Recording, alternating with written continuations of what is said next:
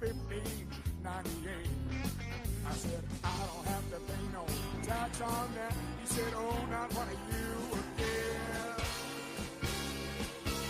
I have to see your English car. I said, why don't you tell me, friend?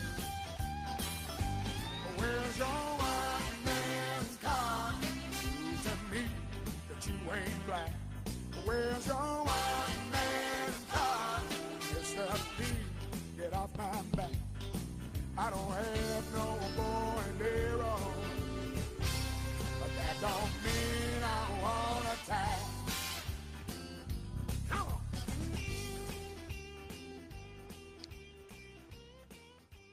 There you go. It is October 16th. And I want to welcome you to Let's Talk Native on the LTN Radio Network. This program breaks all the rules for Native radio. No buffalo speeches, no mystic healing, no special Indian prayers. We tackle the real issues facing Native people. We'll look back at our glorious and our grave history, a tough look at where we're at now, and a look back, or a look forward to our ongoing battles for sovereignty and autonomy. There we go. Let's Talk Native is produced in association with Iroquois Promotions on the LTN Radio Network, streaming live from the Cattaraugus territory of the Seneca Nation, and simulcast and rebroadcast on the Gwe, CKWE, and Tandanega. You can find us at www.ltnradionet.com. And, of course, we are streaming live on Facebook Live through our Mevo camera. I've got Jake Proud manning our cameras, and I've got a guest in the studio. Before I introduce him, let me also mention that I've got, I want to give props out to Kelly McMillan, who was our studio engineer for our setup. And, of course, I want to mention our opening song by Murray Porter, and that's White Man's Guard. And, of course, a big fan of Murray Porter and some of the fine music that he puts out. And we're going to talk about a little bit of music on the heels of the Native American Music Awards, the NAMMYs, as we call them, affectionately call them. We're gonna talk a little bit about performance art, and we're going to talk about the challenges. Even again on the heels of one of our premier events of the year, the Native American Music Awards.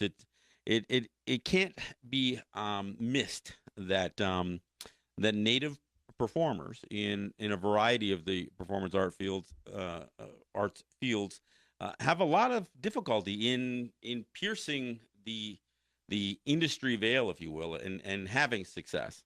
So I want to welcome my guest. My guest is Arthur Red Cloud, and Arthur is played a major role in the movie The Revenant with Leonardo DiCaprio. If you haven't seen the film, what's wrong with you? I know if you haven't seen the film, by all means get out there and see the film. It is the cinematography, a lot of the emotion of the film, a lot of what is captured in terms of the period, the time period is pretty incredible.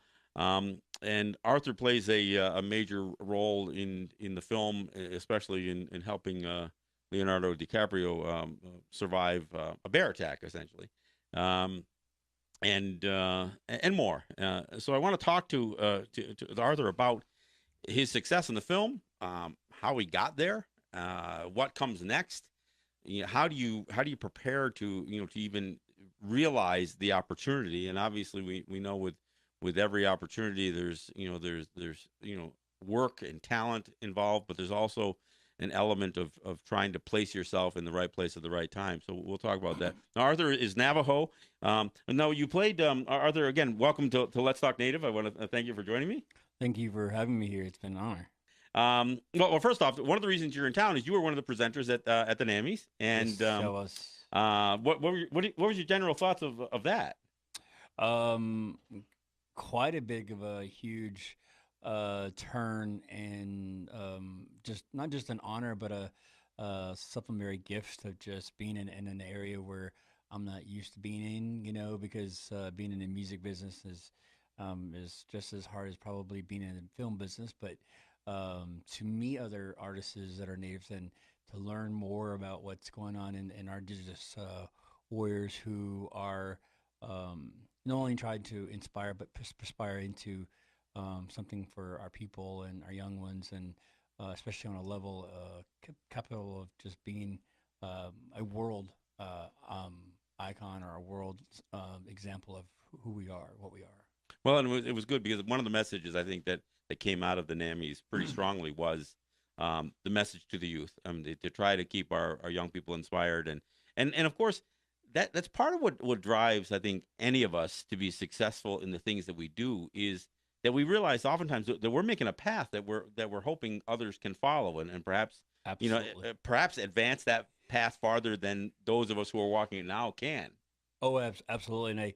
And it was sort of my more of my words or more of what I was inspired to say, especially when I had to mark up the words and speak to Mickey James, who I had the huge honor of inducting her with the into the WWE in our WWF Women's Indigenous Women, I should say, Yeah. award for honoring her and her accomplishments and stuff. But and it was just basically just saying those same words exactly, that she is making a pathway for all Indigenous women, young women as well, to follow her behind her, and it's such a it was, and I saw her Instagram just yesterday, and I was like, wow, it just right at the end before she left had the remarkable moment just to have some input on some young women who Hmm. were looked up to her and had that same kind of, probably have that same kind of drive, and I'm sure she probably planted a seed in their heart. So that's a cool and a great thing to Now, see. Mickey James is she is a WWE wrestler. Has held a championship. I don't know if she's holding it. I think she's fighting for it. So she's an entertainer, both in something very physical and active like that. But she also is a recording artist and has had a couple some success with some country music tunes, and that's why that's part of it was less about her wrestling, but although the videos and stuff like that were demonstrated some of that. I mean, I saw her jumping off the top of that cage, and that one. I'm thinking, Yeah, and I don't know, just the idea of jumping. I don't care what anybody wants to say about how this wrestling as an entertainment industry it is. The idea of jumping off the top of this thing, and I swear that had to be 10 or 12 feet up in the air. I I mean, think it's 15. and she jumped, and and again, I mean, the person who had to be the recipient of her being landed on, that's another issue. But to watch that physical nature of that kind of thing, and seeing a native woman involved in that is, it does break a glass ceiling, and we all and we face that with everything. We face these barriers, and which is part of, and I talk about racism on this program quite a bit, and some of it is about being marginalized. Whether it's you're being marginalized because you're a woman, or whether you're being marginalized because we are such a small population of people, Yes. um, or whether we're being marginalized just by virtue of kind of that foundational systemic racism that exists. I mean, let's face it, in the movie industry for years, it was hard for a native person to even be cast to play a native role. They'd find anybody with even the you didn't even have to have dark skin. I mean, they'd put makeup on you and make you dark. I mean, um, one of the things that comes to mind, I will still see people who will post the PSA of Iron Eyes Cody, the tier in India, and Iron Eyes Cody wasn't native. I mean, he was Italian, and he is still looked at in many places as that iconic image of a native person, and he wasn't even native. I mean, and Hmm. that goes beyond irony, and it actually gets to the point of full blown hypocrisy when you think about that, about native people not even being able to to play native roles in films. I mean, and I'm glad that has changed some, and I say some because I mean, recently they even had in the Peter Pan film they had an Asian woman. I think it was an Asian woman, or I don't know, but they had somebody being cast who wasn't native to even play Tiger Lily from Peter Pan, and we still see that in many occasions where you're going to have a non-native. I mean, even in some of the animated stuff, you'll have a non-native voice even doing the voiceover. So it's still a challenge for native people to even play native roles, and and that should be a no-brainer, right? I mean, you would think. Yeah, exactly. but as we were talking before we went on air, that typecast is difficult. Let alone try to let's see a native person get cast as a doctor in a TV series, or a professor or a writer or a scientist. That's unheard of. I mean, I saw what was the film with the black women who were the computers, as they called it for Oh, Hidden NASA. Hidden Figures. Figures, yeah. I mean, that was a classic example of showing people who historically nobody in their wildest dreams would think that there were women, especially marginalized women like black women, who had reached a level of proficiency in math skills that actually surpassed even the men who were these engineers and that kind of stuff. But the fact of the matter is, within any segment of society, we are going to have those people who have some of those uncanny abilities, and because we've become such a marginalized people, it makes it very, very difficult for us to break through the stereotypes, and of course the other thing is where we're from. I mean, for the most part, Native people, most of us, or at least the ones who really identify as Native people, we live on Native territories that are kind of set aside, out of the way. Some of the Native territories are very rural. So to have some of that Native characteristic that you may need to bring to film. I mean, even though you're Navajo and you played, was it a Pawnee or Funny. a Pawnee? I mean, and some could argue, well, geez, there wasn't a Pawnee for that role. But the fact uh, that you have to have to bring a native experience to play a native character should be something that we look forward to or look to. And again, if you consider where most of the native people with that kind of background are from, we're from very marginal. Not just are we a marginalized people, but the homes that we live in and the areas that we live are marginalized. Uh, by the American or Canadian population. So it's very difficult. I mean, and I when I think about how difficult it's got to be as an actor, um, I it's. I mean, I guess I'd like to hear a little bit of that story. I mean, because you're actually living in Texas. You're from Arizona originally, Yes. and so From you're North living in Dakota. Texas. How did you manage to get yourself into an audition for a Leonardo DiCaprio film? It's funny you say that because just going through the whole, hearing it and seeing it on Facebook, and everybody was whatever on it. And at that time, I was just working at a state, and um, even the background off of just off of working my regular job, I was doing a lot of. At that time, I was doing little small documentaries. I had just done a film. I think it was Spur Productions about the Buffalo Soldiers with Hmm. the Comanche and the and how they had come on to with the Texas Rangers and how that was formed and why they were formed.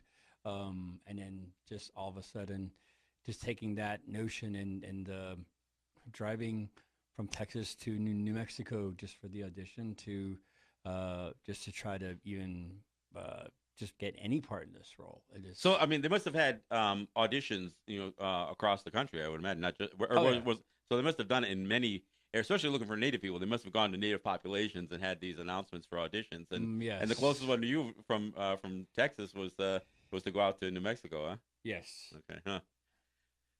And what's that experience like? I mean, just so I for anybody who's interested. I mean, would you say the process that you went through was standard, or was there anything exceptional about the process that you think that I DiCaprio think put everything together? was pretty much standard. I mean, everybody had gone through the same thing, just as well as I did. Going through all the co-readings to, trying to prepare and mentalize, compartmentalize even by memory of what the scenes you had to go through, even the lines you had to kind of get back on it, and for them to kind of give that kind of performance in a really short time. Hmm. But I think it wasn't just about performance. I think it was more about that, um, bringing that character or whatever the words you were speaking out are from, and putting him, right there on a live camera feed. Yeah, I mean, because the whole idea, realizing the film is obviously a very visual thing, but it isn't just about a static visual image. I mean, the idea of being able to deliver a line in such a way the right emotion and all that other stuff. So that's I'm sure that's what they're looking for, not just the you know to make sure you could capture the right look for the film. I would imagine. Oh yeah, more safe exactly. And Mm. they just to capture just that one part um that I think was sort of a small interpretation of what um the bigger picture was going to look like, Mm-hmm. and how that was going to be like too, as well as working conditions too. So I think it worked out great. Well, talk to me about that. I mean, um, this wasn't exactly filming on Miami Beach here. So talk about the conditions for actual filming and even the rehearsals and that kind of stuff must have been tough. Everything, I mean, from the very beginning, just jumping to a huge role like that, and or playing, thinking you're playing a small part in that, actually jumped into a more larger role, and how the transitions of, especially for me, learning it from a whole new standpoint, because this was the first time jumping into something this big, this a big production with a big, he type A character actor, and the conditions were just enormously. I mean, I'd be mentally just trying to prepare exactly what it would be like, but I didn't know exactly what it was going to actually feel like. Yeah. That was two different things, and um, it was a learning experience where, what people complain about it being, cold, but they haven't really, experienced what really freezing cold is all about. Well, and again, when you think about the reality of life, even today, I mean, I know looking at doing a period piece like this, where you can think about the harshness of life back then. Hmm. But I think it's important that people realize that we still have people freezing to death in places like Pine Ridge when they get through wintertime because of again the lack of resources.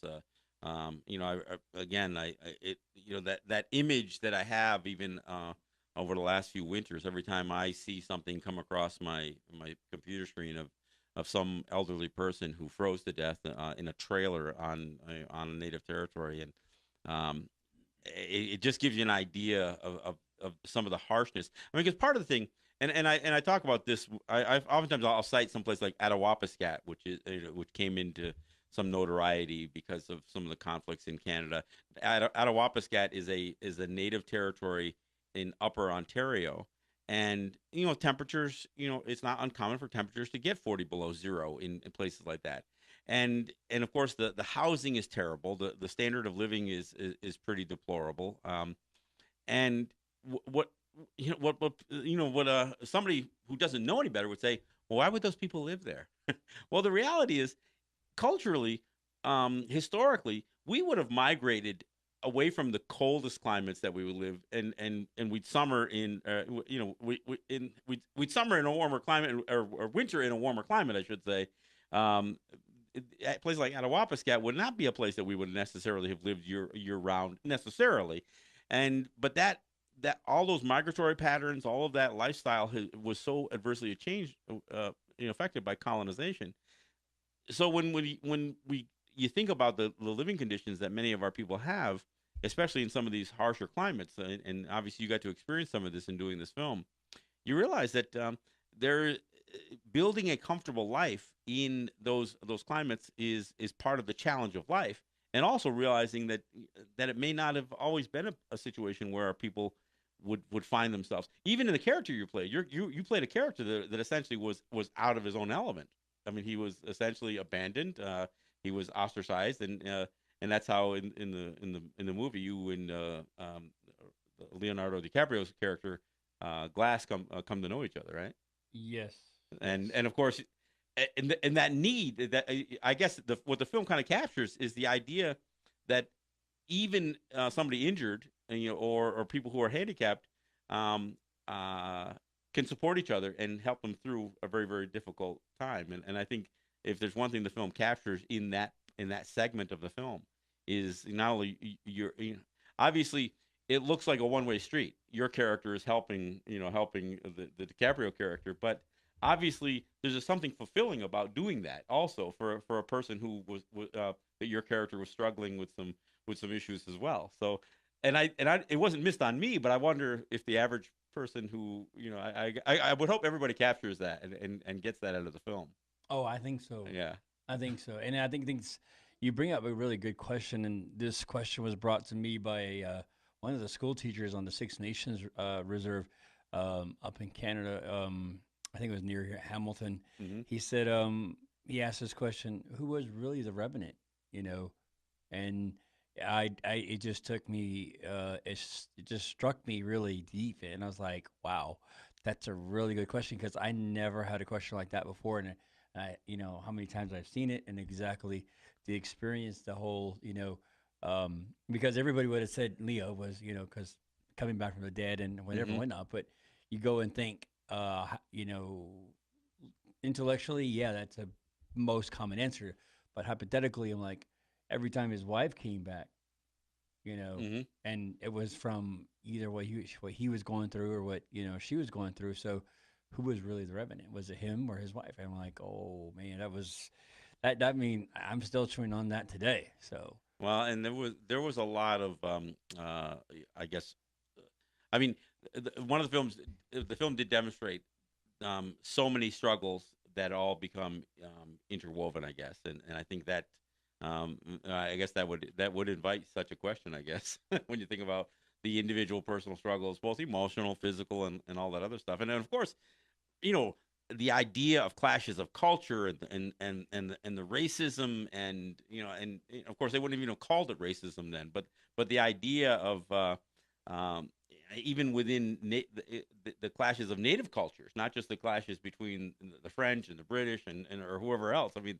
there was just a lot going on there, and I guess I don't know if you can catch it all the first time you see the film. I think you have to go back and think, geez, who are these characters? And because there was a lot going on in the early part of the film to show that it was how it was white people killing each other at the beginning of this thing. So pretty much so, pretty yeah, much so. yeah. Uh, So I mean, just some phenomenal. Again, if you haven't seen the film, you certainly should check it out. Now, I got to ask you one other question. How how did you, or were you surprised first off, and were you, how did you feel about DiCaprio's comments at the awards ceremony, at the Oscars, when he really kind of gave it back to Native people and tried to bring attention, because obviously Standing Rock and that kind of stuff was going on, but I think in almost a Brando esque fashion, he used the platform to raise issues that obviously he didn't just learn about those issues from shooting a film.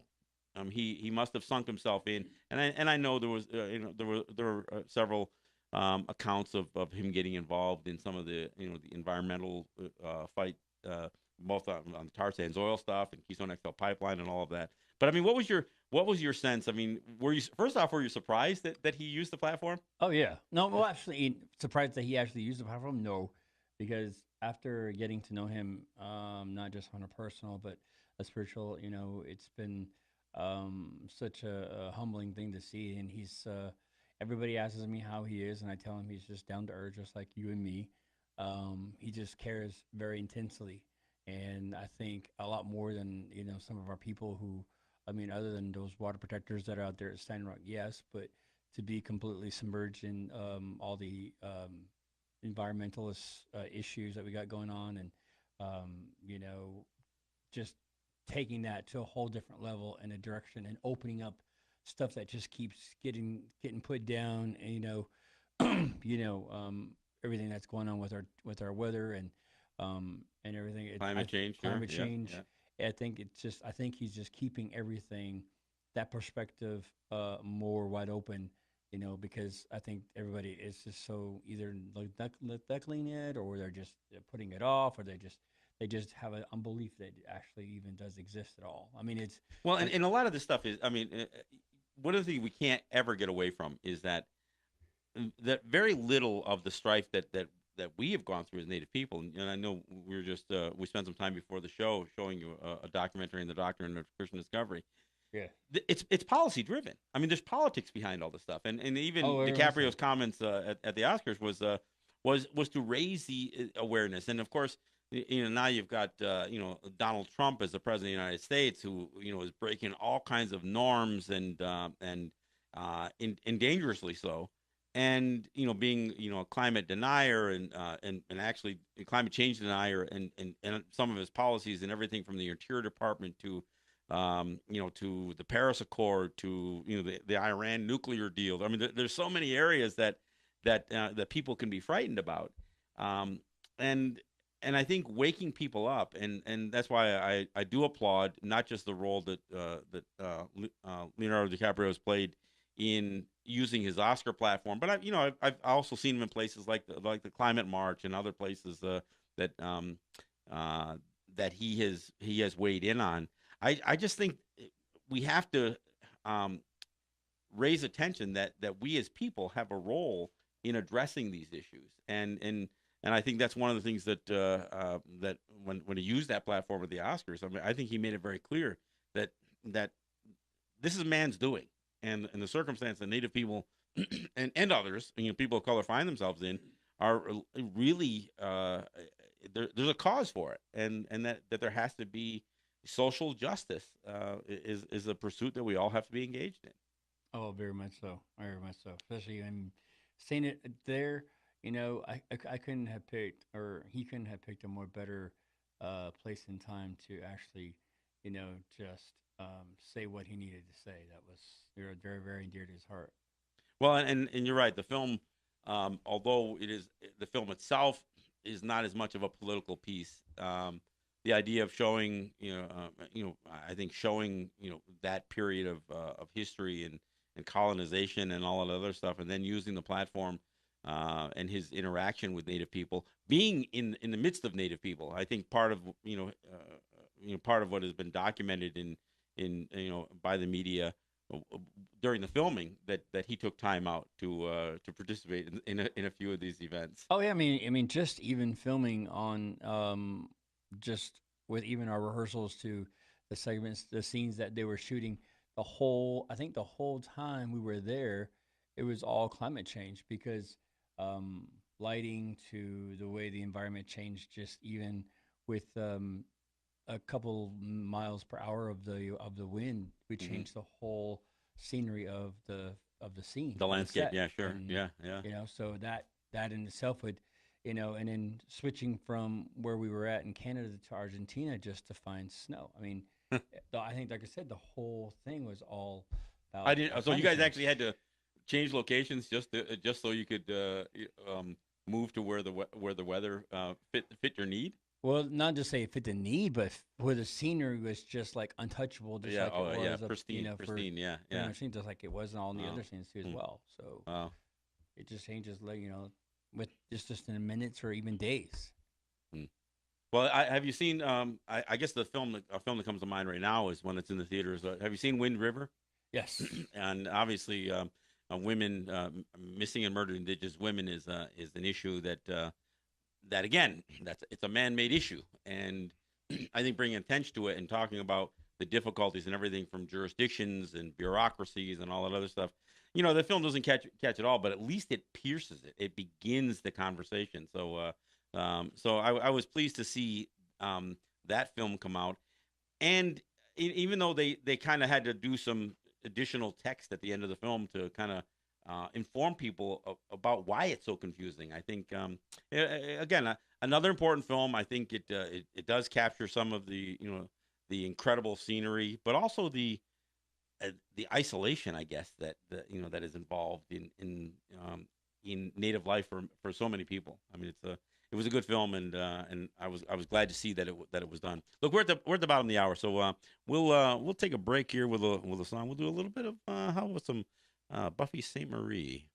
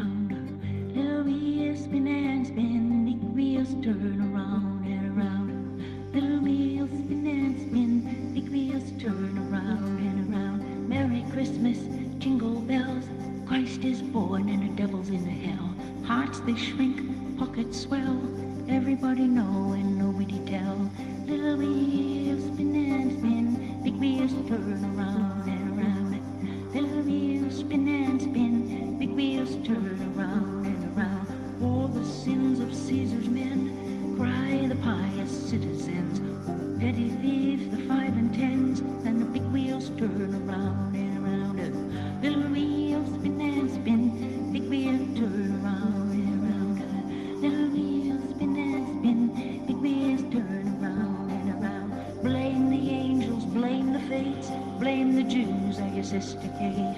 Teach your children how to hate, and the big wheels turn around and around. Little wheels spin and spin, big wheels turn around and around. Little wheels spin and spin, big wheels turn around and around. Turn your back on weeds you hold, silly sinful seeds you sowed. Add your straw to the camel's load, pray like hell when your world explode. Little wheels spin and spin, big wheels turn around and around. Little wheels spin and spin, big wheels turn around and around. Swing your girl, fiddler say, later on, pipe a bay. Do-si-do, swing and sway, dead will dance on Judgment Day. Little wheels spin and spin, big wheels turn around and around. Little wheels spin and spin, big wheels turn around and around. Little wheels spin and spin, big wheels turn around and around. Little wheels spin and spin, big wheels turn around and around.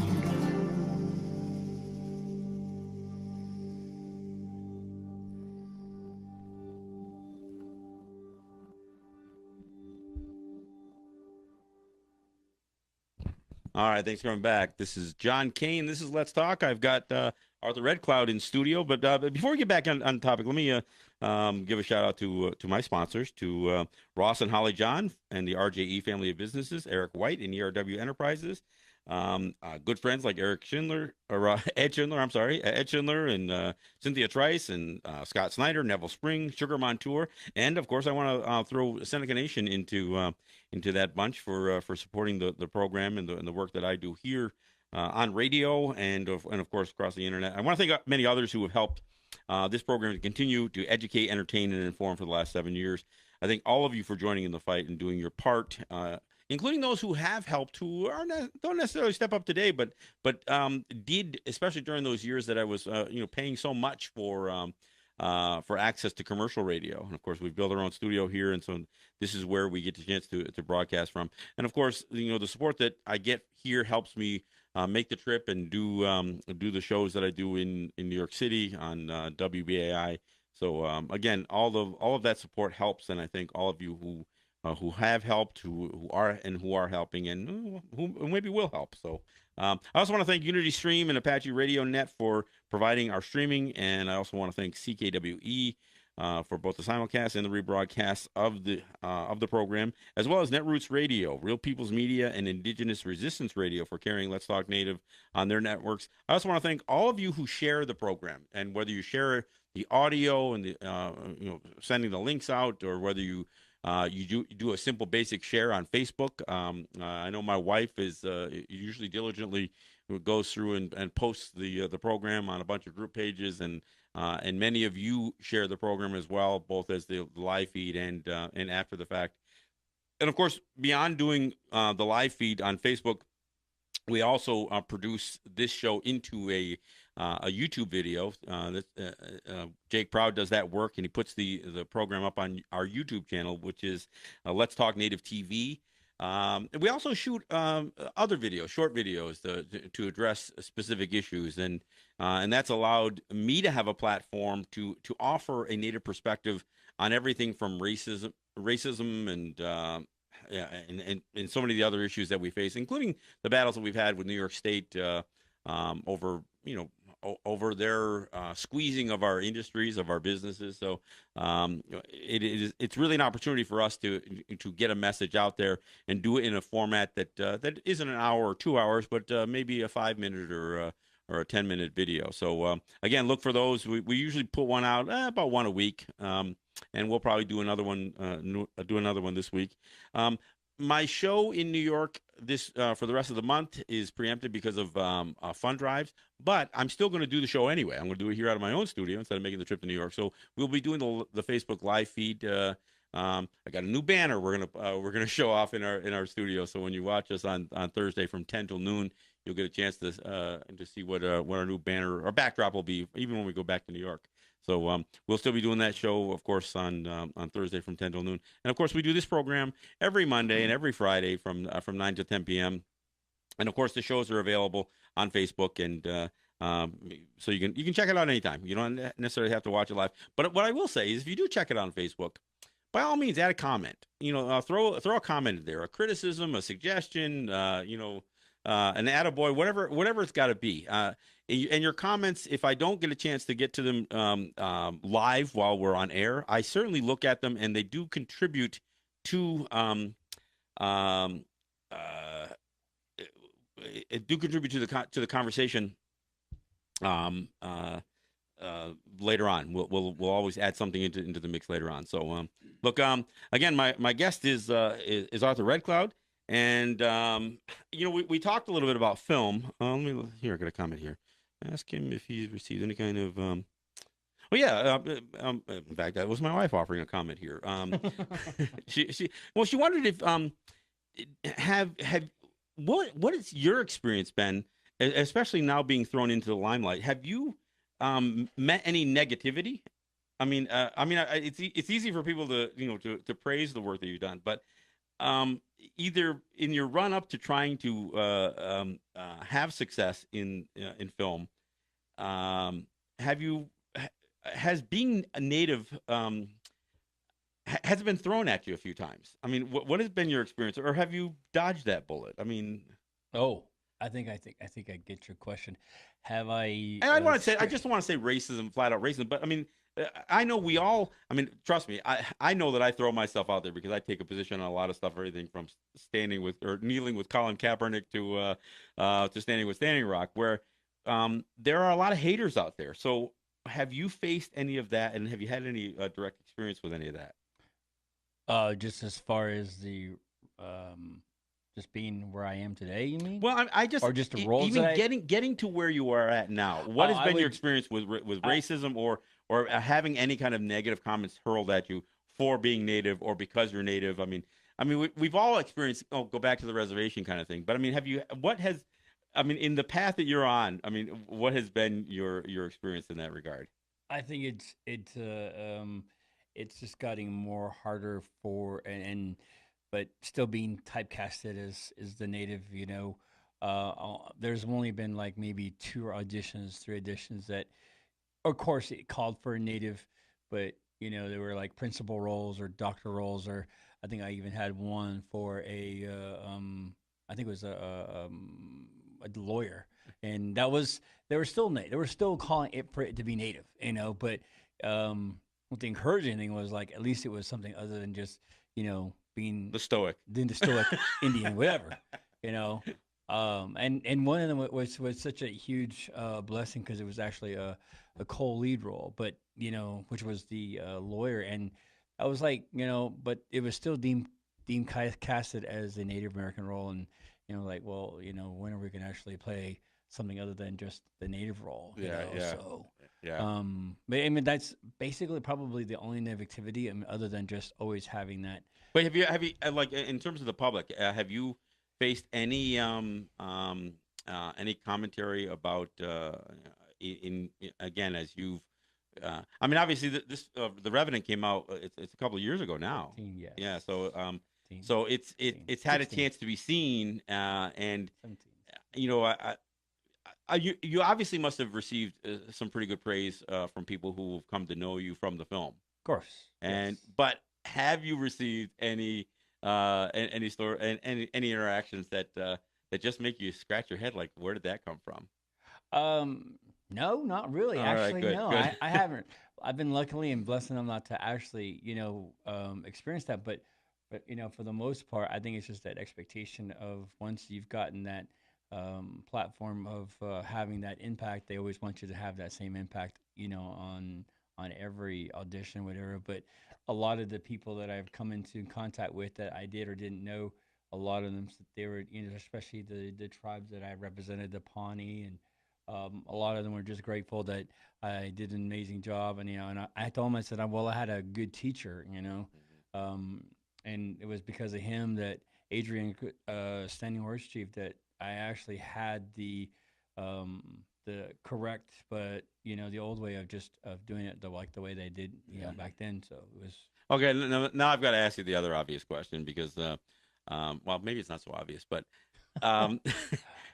you did a film that that by no means was disparaging to or about Native people, but there's that Adam Sandler film back a few years ago that really portrayed Native people that I think in the worst possible light. Are you familiar with the comment? What was it? Ridiculous Six. The Ridiculous Six. I mean, and that. I mean, I know there was a lot of buzz throughout the country about. And of course it's comedy, so it's like it can get a pass on many levels. But there were Native people who walked off the set and said, "No, I'm not going to play that." Yeah. What's your general sense? And I know it's tough because roles for Native people can be few and far between. So the idea that somebody's standards can be set high enough to say, "No, I'm not going to do this." I mean, that's got to be a difficult life choice to make also. But what's your thoughts on films that you think either falsely portray Native people in such a bad light? I mean, is there a place that you won't go? Depending on the craft, as far as an actor goes, probably won't, I would go as far as it would take me, but at the same time, I would have my principles to stand on and to believe on as well. But I think they could have done Ridiculous Six a whole lot differently. A lot of them was just the white man's way of what funny is or supposed to be. Well, and again, one of the things that Ernie Stevens, who was the MC at the awards this weekend, he mentioned Charlie Hill. Now, Charlie Hill is that classic. I mean, he's the first Native comic who really got out there and showed that you could still be funny and have a bite to it. I mean, his comedy was and right to the end. I mean, everybody can find the original. When he makes his debut on the Richard Pryor show. I mean, that's a classic. And I tell you, just to watch Charlie age over the years, and of course he's no longer with us, but Charlie's comedy was strong and had a punch to it every step, but it was always funny, and it never left us. He never exploited our failings in a way that made us look pathetic. And I think this is where comedy, it can be a very powerful tool, just like theater, like film, music. It can be, and it's a shame because I think if Adam Sandler and his production company had taken the time to understand a little bit of Native humor, there might have been a way to make that film really work. Oh yeah, there definitely could have been a different way of doing funny comedy. And I think the way I got from a lot of the people that were on set or on that film as background, or whether it be in electrical or plumbing or whatever it was to be part of that film, a lot of it they said it was just such a put down. It wasn't comedy. It was comedy to a certain point, but it was almost disgraceful, and to where it would demoralize them in a way where they think on one perspective it is, but to the other side it's not. And I think, like I said, they could have done that thing a whole lot differently. And I think the way Charlie Hill was, the way he did it, I mean, there was always a message. I mean, just like there is in music and film, there's always a message. And I think the people were right to walk off because there is funny, that's great, and comedy, whatever that, but it has to have a message as well. I think that's what people were upset about. There was no message to it, them being funny and demoralized, whatever. But the way Charlie Hill did it was such a classic way of always giving truth of what is and what is now. Yeah, I don't know if you saw there was a film of a number of years ago called Real Engines, which talked about Native people in Hollywood. Have you ever seen that? And, yes. And one of my favorite parts of the film was the reference to some of the Native people who finally were being cast into these Native roles, and the fact that when they spoke their native tongue, they were actually insulting the people on set, but they didn't know it. So they say it, and they were speaking Lakota. They would actually speak to each other, and it didn't matter because nobody knew what they were saying as far as the white people would go. But they could actually make jokes in the language, and so they were being funny on set, and they were the only ones who got the joke essentially. So it was one of my favorite parts of the film is the idea of these Hollywood films being produced with native actors speaking their language, and when you come to find out what they were actually saying in their language was probably not film appropriate. So I thought that was one of my favorite parts of the film, that our guys would have that kind of not just that kind of level of humor, but would have that kind of courage to be so bold, so to speak. So. But hey, I wanted we've got about 10, 15 minutes left. One of the things, obviously, you were out for the Native American Music Awards, and one of the things yeah, that I find frustrating is there's such great talent, and there's a film that's out now called Rumble, which talks about the native origins of contemporary music, not just rock, but contemporary music in general. And obviously, we get a chance to see some of that at something. The beauty of the Native American Music Awards, or any of the Native Awards ceremonies, is you get so many artists together all at once. I mean, sometimes it's difficult. It's difficult. We all have great bands in our local town, right? We all have that blues band, right? It's almost like blues has become the contemporary native genre. And of course, we have traditional music and powwow music and ceremonial music and dance and all that other stuff. And when some of that comes together, and I think one of the things that the film Rumble demonstrates is that there is a specific native influence on music that draws from our culture, that until you see it, you might not be completely aware of it. And so I think that film does some of that. But still, we just like with film, the challenge for a native artist to break into the industry, into the mainstream industry and mainstream music or mainstream theater or any of that, it is such a challenge. And when I think about some of the great artists that we do have, and obviously, Robbie Robertson was acknowledged back on Six Nations this weekend as well, and his his success is obviously acknowledged. I played Bobby St. Marie during the break, and her success is acknowledged. But many of the people who will receive awards, again this past year and next year, they will still have. The bulk of their success is going to be doing live performances, because they aren't going to get the radio play. They aren't going to get the record deals, and that's unfortunate. And so I look at places like Seneca Niagara Casino, who not only host the Native American Music Awards, but will bring in Native artists. I know they've got Logan Stats and Indigenous coming in the month of November. They've got Jimmy Wolf and Blackfoot coming in, and I'm glad to see that. But I think we really need to make sure that, especially our native venues who have a large non-native patronage, it is one of the ways that we can facilitate getting exposure to some of these great native artists. And obviously, you think about what we saw this weekend with some of those performances and all of those artists, and there's no way in hell that those guys don't deserve a shot. No, in the mainstream industry. Exactly. I think all of them do.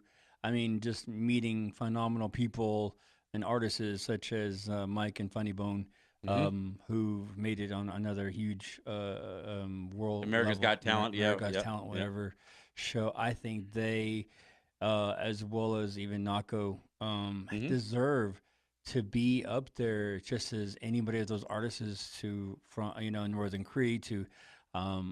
Even to Josh Halverson with the voice, he was another one.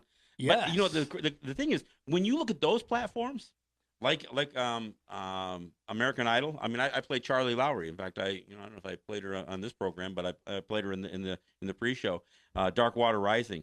When she was a semifinalist in American Idol, and her music is phenomenal. Maybe I'll go out with one of her tunes here.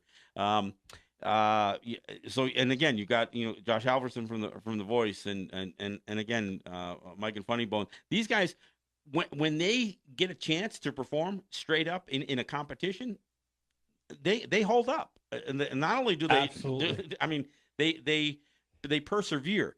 But the problem is getting those opportunities. I mean, those are kind of the rare opportunities to make it through a contest, through a talent show. I mean, that's a tough way to do it. But I mean, it is really hard for this great talent to get exposure through these music executives and these. And again, I think about one of the biggest songs that that got a lot of play recently was Redbone's "Come and Get Your Love" because it got refeatured as an oldie in Guardians of the Galaxy, and so all of a sudden everybody's hey, come and get your love, and it was just, but it just shows you in every era there is a native musician, whether it's Jimi Hendrix or Bobby St. Marie or Robbie Robertson or Stevie Salas or any of these guys who have come through that hold up, whether they're a band member or whether they're a front man. They hold up in this industry, and I think perhaps we have to help give them their exposure. That's why I play the music here and in my show in New York. I play native music during all the breaks, and not necessarily the guys who have who have had the greatest success, but I think demonstrate the talent, because I think it's on us to do it. I mean, I think we have to promote it, and I think any of the success that we have an expression about breaking down a door and making sure that we leave it open behind us when we go through it, and I think that's what we got. And I see your success with this film, and hopefully more to follow. And Yeah. and the whole idea is to demonstrate. Yes, there are native people who can act. There are native people who can. Yeah, we can play the typecast roles, and we're happy to do so. But don't limit us, because you're going to find out that you are missing an opportunity by not seeing the full body of talent that Native people have. I think you may bring a big, powerful point. I think underestimate us is a big, huge thing, and I think a lot of them maybe later will realize not to take us for granted, because I think from all the actors that I've seen and the actresses that I've seen come forth in their talents as far as our indigenous people, I mean Hollywood is missing out. Really. I mean, to see the singers come to a level of that same similarity as Beyonce or all these other huge artists that make it big. I mean, a lot of them like Funny Bone and Nako and all these other huge artists, that Ride the Namis could be on that same level and can compete on that same level, regardless of money. But basically, I think they need to realize how talented all indigenous and native people are, and I think that's one thing somebody is not seeing right now, is that they need to see how talented and Yeah, I mean, and yeah, I know that the immediate thing is to go for the look, and I think about Ashley Callingbull, who was also one of the presenters. She won Mrs. Universe, the first Native person to do that, and obviously she's a very attractive woman. But the first thing that she did once she won that award was to start making strong statements about Stephen Harper as the prime minister, and about missing and murdered Indigenous women and environmental issues. I mean, she immediately used the platform to advance Native issues, and regardless how people may or may not feel about beauty contests, she used the platform to deliver a powerful message, and I think and that's part of what I find so appealing about music. And I play a lot of Murray Porter, and Murray Porter, although he's just the most classic as far as a blues man goes, the lyrics, I mean, whether it's who found who, or where's your white man's card, or any of the stuff from from his latest stuff. I mean, he's got a song he just did, and I heard a couple during the NAMMYs as well, addressing the suicide crisis and the drug problems and all this stuff. I mean, there are Native artists that are addressing the most contemporary of issues that are not just Native issues either. These are issues that are facing, that face all of us, or that all of us are facing, and music is such a creative part of communicating a message that again, I can't say enough about the talent that exists in our people. I mean, this is take even a more broader look of what Mickey James is doing now. I mean, her award and her going up for the TLC next month. What will that do for her? Especially it being Indigenous month of November. Hoping that she's bringing our Indigenous word into that huge corporation and world of black and white, and now she's bringing a whole different kind of our people into it, and then opening that door for young women, Indigenous women, to follow and have those same big dreams that she does. And not just to be a wrestler, but I mean, she's a country artist as well too. Yeah. I mean, where's she could compete just as well, not just in the wrestling world, but up there with Beyonce and all these other huge artists as well. I mean, she has that same kind of talent, and she's indigenous too. Yeah, absolutely, absolutely. And I think that's what our people really have to be encouraged to do this kind of stuff. And again, I think empowerment is a big key. And listening to Mickey and so many of these others, make sure they made sure they delivered that message that that youth empowerment was really part of the driving force for so many of us. And I got to take it back to even what I do here. My co-host in New York is she's 20 something. I mean, and I so the whole idea of bringing young people into this kind of voice and to raise this kind of consciousness. So whether it's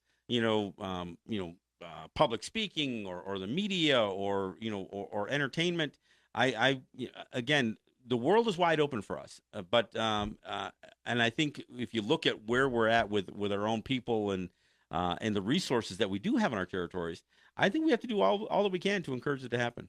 Look, I will go out with let me see. I got our Dark Water Rising song here that we'll go out with. I want to thank you, Arthur, for joining me on the program. And my pleasure.